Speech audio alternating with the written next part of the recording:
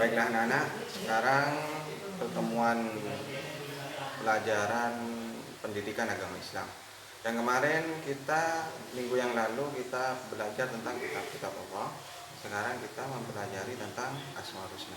Asmaul Husna itu ada 99, tapi untuk hari ini, untuk pertemuan ini saya hanya ingin menerangkan 7 dari Asmaul Husna. Dan yang ketujuh tersebut kalian harus paham, dipahami, dipelajari, dan diterapkan dalam kehidupan sehari-hari. Apa saja yang ketujuh yang saya akan terangkan pada pertemuan ini, yaitu yang pertama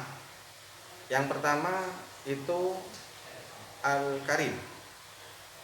Yang pertama itu Al-Karim. Terus yang kedua di sini Al-Mu'min.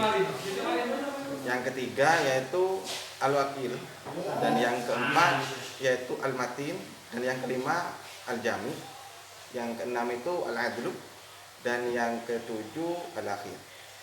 Dari ketujuh Asmaul Husna ini yang mana artinya untuk Al-Karim ini maha mulia. Jadi Allah itu mempunyai sifat yaitu mulia. Allah itu mulia. Jadi tidak ada yang lebih mulia daripada Allah. Yang kedua yaitu Al-Mu'min. Al-Mu'min di sini maha pemberi keamanan. Jadi kita itu hakul yakin, kita kemanapun pasti akan dijaga oleh Allah. Karena kebanyakan dari kalangan kita banyak masih tidak yakin terhadap bahwasanya Allah memberi keamanan pada kita. Ada yang mengatakan saya yakin, tapi pada prakteknya mereka tidak yakin bahwa Allah itu maha pemberi keamanan. Terus yang ketiga Al-Wakil. Al-Wakil ini maha memelihara. Jadi Allah itu maha pemelihara, dan Al-Matin maha kukuh. Terus Al-Jami yaitu maha menghimpun. Jadi Allah itu bisa menghimpun, yaitu bisa mengumpulkan massa di luar dugaan. La haula wala quwata illa billah. Yang keenam yaitu Al-Adlu. Yang keenam itu Al-Adlu. Yang ketujuh itu Al-Akhir, yaitu Mahir. Terus di sini ketujuh tersebut yaitu ada dalil yang sudah disebutkan dalam Al-Qur'an. Di sini hanya Asmaul Husna ini ada dalil-dalil tersebut. Jadi Asmaul Husna itu memang ada dalilnya. Dalam Islam itu yang dijadikan dalil itu ada 4. Sumber hukum Islam itu ada 4. Yang pertama Al-Quran, hadis, ijma, dan qiyas. Kalau tidak ada dalam Al-Quran, cari dalam hadis. Kalau tidak ada keduanya, cari di ijma ulama. Yang terakhir yaitu qiyas. Kita mengiaskan saja. Tapi kiasan tersebut harus sesuai dengan yang dikiaskan. Harus sesuai. Kenapa? Karena mengiaskan sesuatu pada yang beda itu batil. Al-qiyas mal-farik batil. Jadi itu. Terus di sini dalam Al-Qur'an ada 3, yaitu dalam surah Al-Asr, yaitu surah Toha, yang terakhir yaitu surah Al-A'raf. Itu tentang dalil Asmaul Husna. Terus di sini bagaimana cara mengimplementasikan Asmaul Husna, ketujuh Asmaul Husna tersebut dalam kehidupan sehari-hari. Kita bisa dikatakan mengamalkan Asmaul Husna yang ketujuh. 7 Asmaul Husna tersebut kita bisa dikatakan mengamalkan. Yang pertama, kita harus memuliakan dan berbakti kepada orang tua. Meskipun dalam Asmaul Husna tersebut yaitu sudah ada di Asmaul Husna, dan kita harus wajib fardhu ain. Di sini harus memuliakan orang tua kita dan berbakti juga. Jangan hanya muliakan, tapi tidak berbakti. Itu salah juga.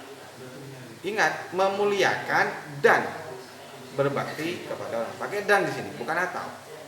Yang kedua, menghormati orang yang lebih tua. Menghormati yang lebih tua dan menyayangi yang lebih muda. Terus yang ketiga yaitu memuliakan dan menghormati guru. Ini ta'dhimul ustad, yaitu kita mencari ilmu itu syaratnya dalam kitab Ta'limul Muta'allim sudah disebutkan, yaitu zakaun wa hirsun wastibaru wa bulughatun wa irsyadu ustadi wa tul zaman. Itu dalam kitab taklim sudah dijelaskan. Terus dalam al-mukmin sendiri, bagaimana cara menerapkannya dalam kehidupan sehari-hari? Yaitu berpartisipasi dalam menjaga keamanan rumah.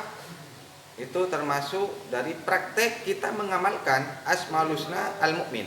Menjaga rumah, menjaga keluarga, menjaga diri, itu namanya praktek dari al-mukmin. Terus berpartisipasi dalam menjaga keamanan sekolah. Kita harus menjaga keamanan sekolah. Sekolah ini bukan milik pribadi, milik kita semua. Sebuah organisasi tujuannya sama, gitu. Yaitu kita harus menjaga sekolah. Dalam menjaga keamanan sekolah kita harus. Terus yang ketiga, berpartisipasi dalam menjaga keamanan lingkungan sekitar. Setelah kita menjaga rumah, kita mulai dari diri kita sendiri, terus baru kita ke sekitar kita. Terus praktek mengimplementasikan asmaul husna al-wakil, yaitu membantu acara keagamaan di lingkungan sekitar, yaitu membantu. Terus berani mengajukan diri sebagai pengurus organisasi. Nah, ini yang sulit. Karena kita kadang menyerah sebelum berperang. Kita menyerah sebelum berperang. Kita coba dulu, coba dulu. Karena kadang kita tidak tahu pada diri kita sendiri, kita bakatnya di mana. Gitu kan? Terus yang ketiga, mandiri mengurus diri sendiri. Kita harus mandiri mengurus diri sendiri. Kita dulu mulai urus diri kita sendiri, baru kita ngurus orang lain. Kita kadang berani menyuruh, tapi tidak berani mengerjakan. Menyuruh saja, maka itu akan dihisab duluan. Sebelum orang kafir dimasukkan neraka, kita akan masuk neraka dulu, yaitu karena kita mengucapkan, karena tidak melakukan. Yang keempat, mengimplementasikan pemahaman al-matin, percaya diri, teguh pendirian, mengukuhkan hati ke orang lain. Yaitu meneguhkan hati ke orang lain di sini, yaitu di sini percaya diri juga, kita harus pede, tapi jangan terlalu percaya diri. Kita ada apa, kita di depan, jangan. Itu namanya kadang kita istilahnya itu semaunya sendiri. Terus yang kelima, yaitu implementasi dari asmaul husna, yaitu yang kelima al-jami. Di sini mengedepankan musyawarah dalam mengambil keputusan. Wasyawirhum fil amri, kita harus musyawarah, jangan ambil keputusan sendiri, karena kalau kita musyawarah insyaallah hasilnya baik. Menjaga persatuan dan kesatuan. Terus memperbanyak amal kebaikan. Ini sudah pasti kita harus melakukan seperti itu. Terus al-adlu. Apa al-adlu? Yaitu adil, menempatkan sesuatu pada tempatnya.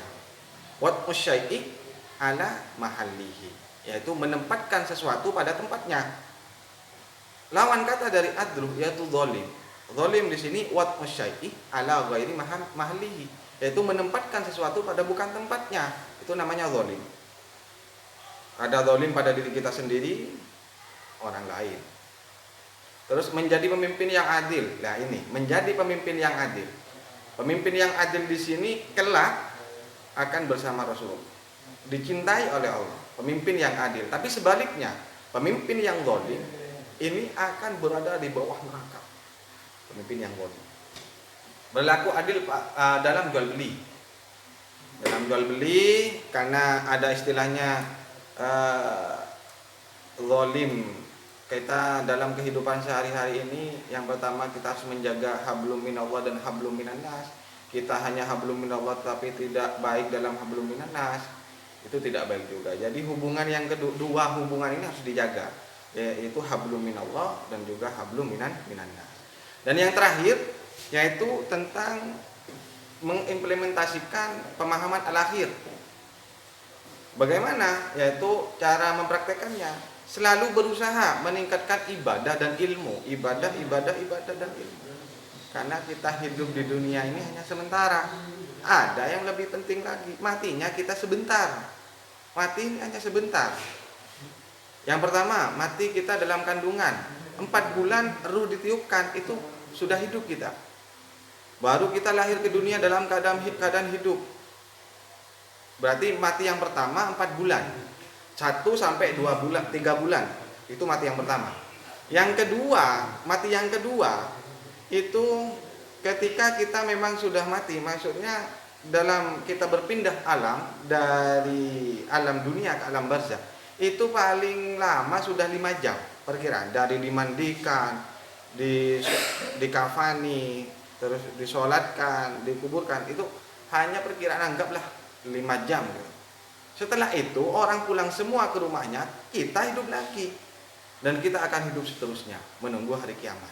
Jadi hidup di dunia ini hanya sebentar. Kita harus perbanyak amal soleh, yaitu khairun nas anfa'uhum linnas, yaitu paling baiknya manusia itu kita bermanfaat pada orang lain. Bertobat atas segala dosa-dosa dan kesalahan. Karena kita tidak tahu matinya kita kapan, kita harus banyak bertaubat atas dosa. Namanya manusia, pasti ada dosa. Terus yang terakhir, mengajak orang lain berbuat baik. Nah ini gampang.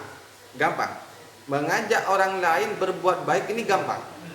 Tapi mengajak diri sendiri untuk berbuat baik ini agak sulit.